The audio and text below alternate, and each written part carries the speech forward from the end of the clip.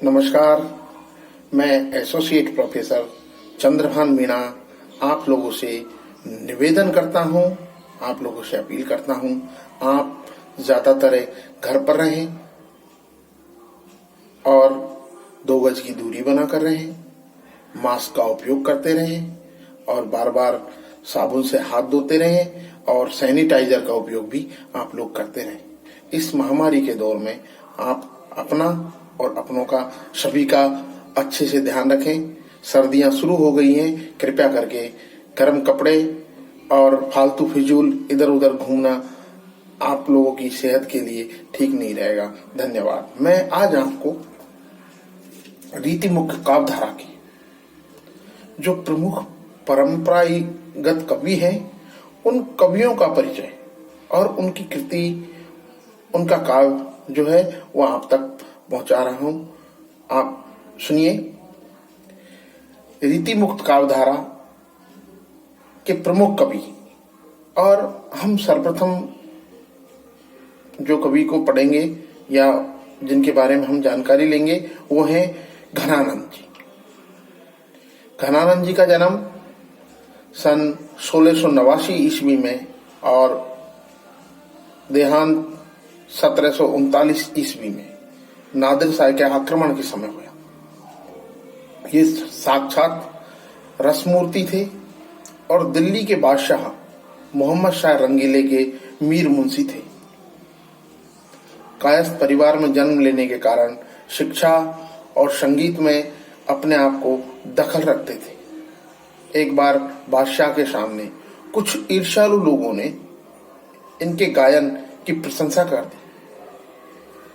बादशाह ने इन्हें गाना सुनाने का आदेश दिया तो वे टालम टोल करने लगे।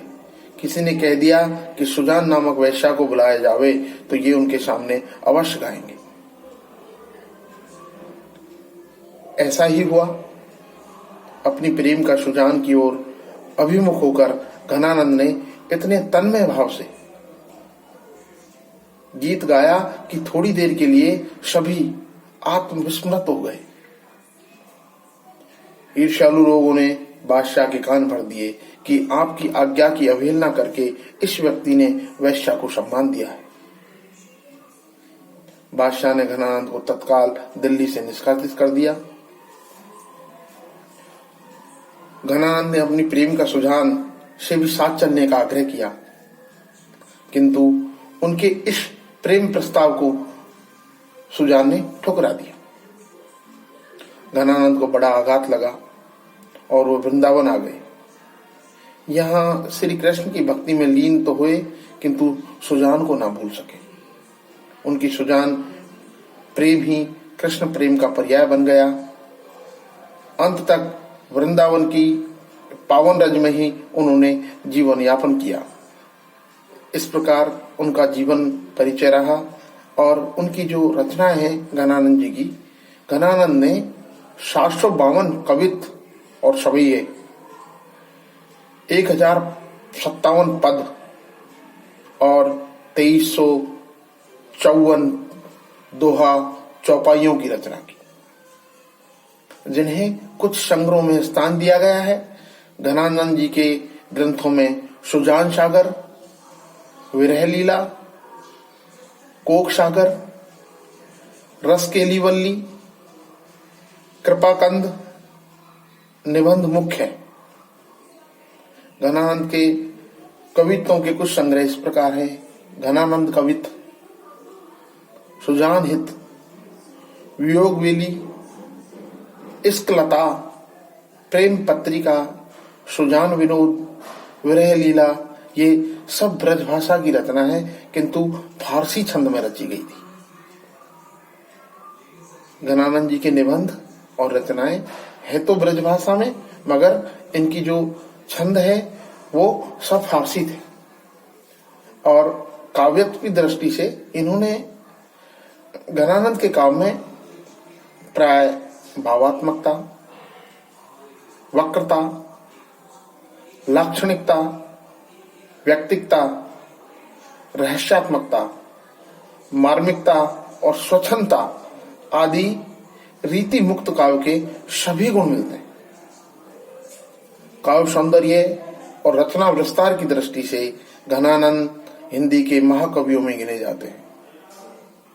इनके काव्य में भाव के अनुरोध के कारण रचना शैली कहीं वक्र और कहीं सरल हो गई है।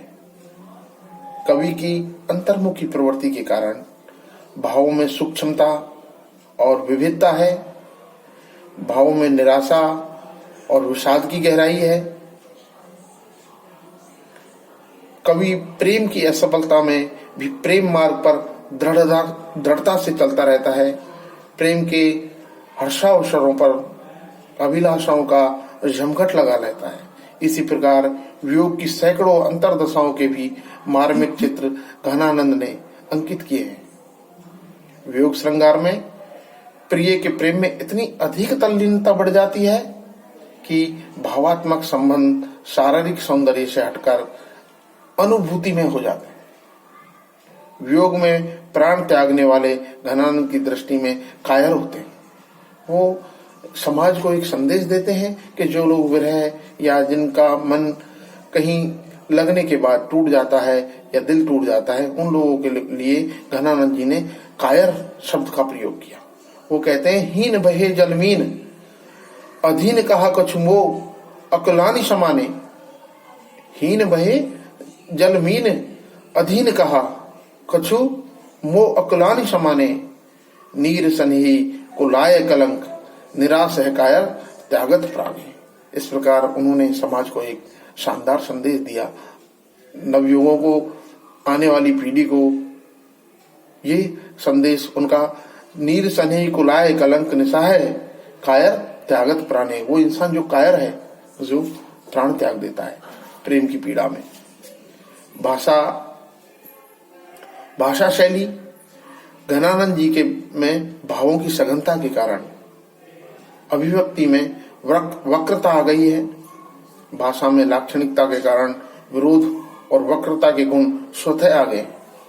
प्रेम की पीड़ा को कवि ने जिस गहरे स्तर पर भोगा था, उसकी अभिव्यक्ति भी मार्मिक और सटीक है। घनानंद का ब्रज भाषा पर पूर्ण अधिकार है। भाषा भावों की अनुवर्तिनी होकर चलती है। घनानंद ने भाषा की लक्षण शक्ति का प्रयोग समुचित और प्रभावी ढंग से किया है। लाक्षणिक मूर्तिमत्ता और प्रयोग वैचित्र घनानंद की निजी विशेषता है, जो वर्तमान काल में अभिव्यंजनावाद के नाम से जानी जाती है। कुछ उदाहरण इस प्रकार प्रस्तुत हैं। उघरो जग छाए रहे घन आनंद चातक जो तकिए अब तो। झूठ को सच्चाई छाको तो हित कचाई पाको। उजरे ने बसी है हमारी अखियां ने देखियो।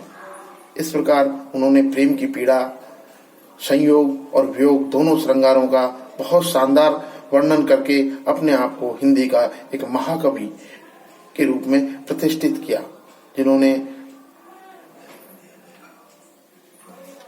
समाज को भी एक संदेश दिया।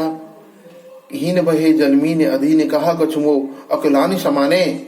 नीर सने को लाए कलंक निसहाय निराश है कायर त्यागत प्राणी। धन्यवाद। ये घनानंद जी का परिचय हुआ।